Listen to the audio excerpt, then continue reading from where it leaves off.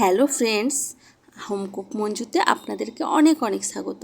তো আজ আমি যে রেসিপিটা বানিয়েছি এটা হচ্ছে কলমি শাকের চচ্চড়ি। আমরা কলমি শাক সাধারণত ভাজি খাই বা ভাজা খাই, তো সেটাকে আজকে আমি চচ্চড়ি বানিয়েছি আলু বেগুন দিয়ে। তো এটা আমি কিভাবে বানিয়েছি সেটাই এখন আপনাদের সাথে শেয়ার করব।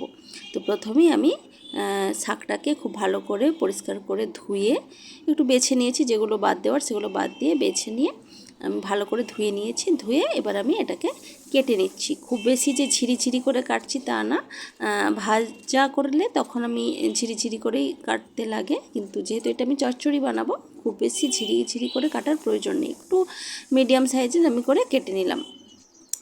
তো এই শাকটা তো আমার কাটা হয়ে গেছে, তো আরেকবার এটাকে ধুয়ে নেব। বারবার ধুয়ে নিলে কি হয়, শাকের মধ্যে যদি কোনো ধুলোবালি থাকে খুব ভালোভাবে পরিষ্কার হয়ে যাবে এই আর কি।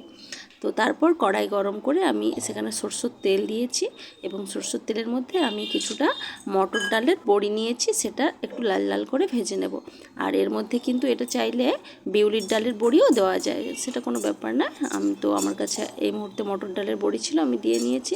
চাইলে বিউলির ডালের বড়িও দেওয়া যায়। তো এটাকে আমি এখন লাল লাল করে ভেজে নিলাম। তো এটা বড়িটাকে তুলে রাখছি। তো ওই তেলের মধ্যে আমি ছোটো ছোটো করে একটু আলু কেটেছি। চচ্চড়িতে সাধারণত যেরকমভাবে আলু কাটা হয় সেরকমভাবে আলু কেটেছি এবং আলুটাকে একটু নেড়ে চেড়ে ভেজে নেব। একটু লালচে লালচে হয়ে গেলে তারপর আমি এর মধ্যে অ্যাড করব বেগুন। তো এই যে আমি বেগুনটাও অ্যাড করে দিলাম। বেগুনটাকেও আমি এরকম আলুর মতো করেই সাইজে কেটেছি। তো এখন এই আলু বেগুন একসাথে আমি ভালো করে একটু ভেজে নেব।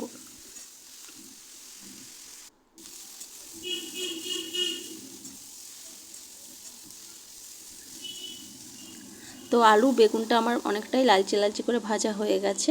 এখন আমি এর মধ্যে শাকটা দিয়ে দেব। আর শাকটা দিয়ে আমি কিছুটা এর মধ্যে নুন দিয়ে দেব।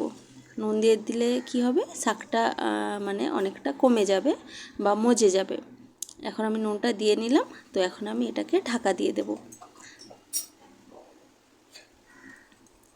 তো শাকটা আমি ঢাকা দিয়ে 4 থেকে 5 মিনিটের মতো গ্যাস আঁচটা আমি একটু কমিয়ে রেখেছিলাম।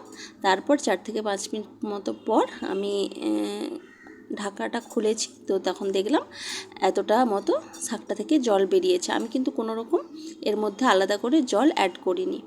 তো এখন আমি কিছুটা হলুদ দিয়ে নিচ্ছি। হলুদটা দিয়ে ভালো করে নেড়ে চেড়ে নেব। আর তার মধ্যে কিছুটা আমি কাঁচা লঙ্কা, 3 থেকে 4টের মতো কাঁচা লঙ্কা, চেরা কাঁচা লঙ্কা দিয়ে নিলাম। এখন আমি খুব ভালো করে এটা একটু নাড়াচাড়া করে নেব। যেহেতু হলুদটা দিয়েছি, হলুদটা মানে আলু বেগুন শাকটার মধ্যে খুব ভালোভাবে যাতে মিশে যায়। এবং আলুটাকে আমি এই মুহূর্তে একটু কেটে দেখছি যে আলুটা কতটা সেদ্ধ হয়েছে। তো আলুটা অনেকটাই কিন্তু সেদ্ধ হয়ে গেছে। আলাদা করে কিন্তু কোনো জল অ্যাড করার আমার প্রয়োজন হয়নি। কলমি শাক থেকে কিন্তু অনেকটাই জল বের হয়ে যায়। আর কলমি শাকটা খুব নরম শাক, খুব তাড়াতাড়ি সেদ্ধ হয়ে যায়। তো আমি ওটাকে এখন আবার কিছুক্ষণের জন্য ঢাকা দিয়ে রাখলাম, গ্যাসের আঁচটা কমিয়ে। আর এদিকে একটা পাত্রে আমি ফোড়ন দেব ওই রান্নাটাতে, সেই জন্য আমি ফোড়নটা এখন রেডি করছি। সরষের তেল গরম করে তার মধ্যে 2টো শুকনো লঙ্কা আর কিছুটা 5 ফোড়ন দিয়েছি। এটা থেকে খুব সুন্দর একটা গন্ধ বেরিয়ে হওয়ার পর তারপর আমি কুচনো রসুন দিয়ে নিচ্ছি। আর রসুনটা একটু মানে তেলের মধ্যে একটু ফুটে উঠলেই আমি গ্যাসটা বন্ধ করে দেবো, যাতে রসুনটা পুড়ে না যায়। আর আমি এই চচ্চড়িটাতে কিন্তু আলাদা করে কোনো মশলা আমি মানে বিশেষ কিছু মশলা দিচ্ছি না। ওই নুন, হলুদ আর কাঁচা লঙ্কাই কিন্তু দিয়েছি, আপনারা দেখেছেন। সেই জন্য এই ফোড়নটা দেওয়াটা কিন্তু খুবই জরুরি। তাতে কলমি শাকের মানে স্বাদটা অনেকটা বাড়িয়ে দেয়। কলমি শাকের সাথে কিন্তু রসুনটা খুব ভালো যায়। তো সেই ক্ষেত্রে ফোড়নটা কিন্তু খুব জরুরি। তো রসুনের ফোড়নটা আমি এই শাকটার মধ্যে দিয়ে নিলাম, দিয়ে একটু ভালো করে নাড়াচাড়া করে নিচ্ছি। এখন আমি অ্যাড করব যে ভাজা রেখেছিলাম বড়িগুলো, সেই বড়িগুলো একটু ভেঙে নিয়েছি। ভেঙে আমি এই চচ্চড়িটার সাথে খুব ভালো করে মিশিয়ে নিচ্ছি। এখন আমি খুন্তি দিয়ে খুব ভালো করে এই চচ্চড়িটাকে মানে মেশাবো। একটু নেড়ে চেড়ে একটু মানে খুন্তির সাহায্যে একটু ঘাঁটা ঘাঁটা করে নেব।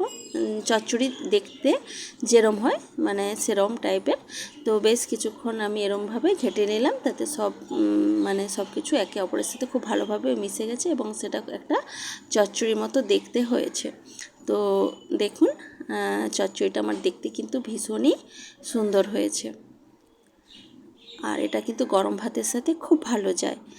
আপনারা একবার কিন্তু ট্রাই করে দেখতেই পারেন, বিশ্বাস করুন খুবই মানে ভালো একটা রান্না। তো আজকের ভিডিওটা এ পর্যন্তই থাক, দেখা হচ্ছে অন্য কোনো দিন অন্য কোনো ভিডিওতে।